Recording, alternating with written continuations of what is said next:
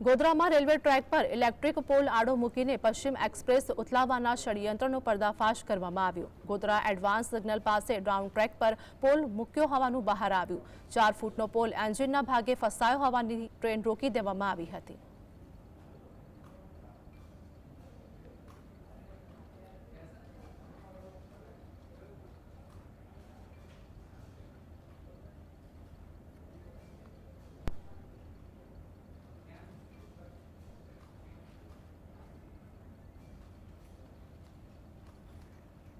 आज मुद्दे हमारे साथ हमारा सहयोगी रवि हमारे साथ लाइव जोड़े गया है। रवि, गोधरानी घटना सामे आई है जेमां एडवांस सिग्नल पासे डाउन ट्रेक पर पोल मूक्यो होवानुं सामे आव्युं छे। शुं हालनी अपडेट?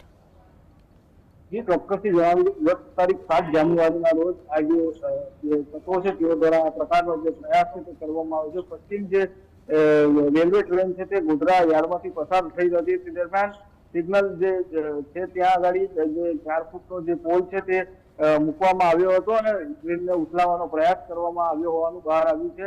ખાસ કરીને વાત કરવામાં આવે તો જે આ પોલ છે તે 4 ફૂટનો હતો અને ત્યારબાદ જે સમગ્ર ઘટનાની જાણ રેલવે સ્ટાફને થતા જ જે રેલવે તંત્રના અધિકારીઓ પણ છે તે દોડતા થયા હતા।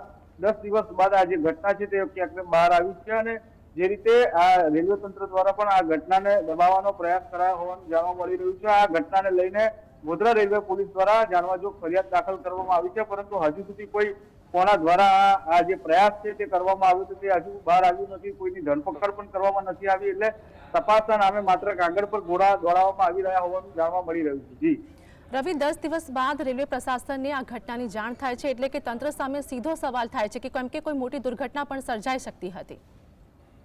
ચોક્કસથી જે રીતે આ ઘટના હતી તે ખૂબ ગંભીર ઘટના છે, કારણ કે આખી ટ્રેનને જે રીતે ઉથલાઈ પાડવાનો જે પ્રયાસ છે તે કરવામાં આવ્યો છે।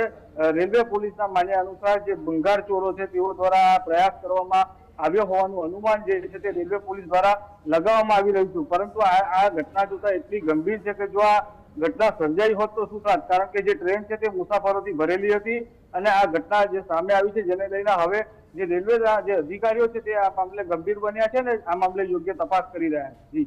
જી આભાર રવિ, અમારી સાથે જોડાવા બદલ સમગ્ર માહિતી આપવા માટે।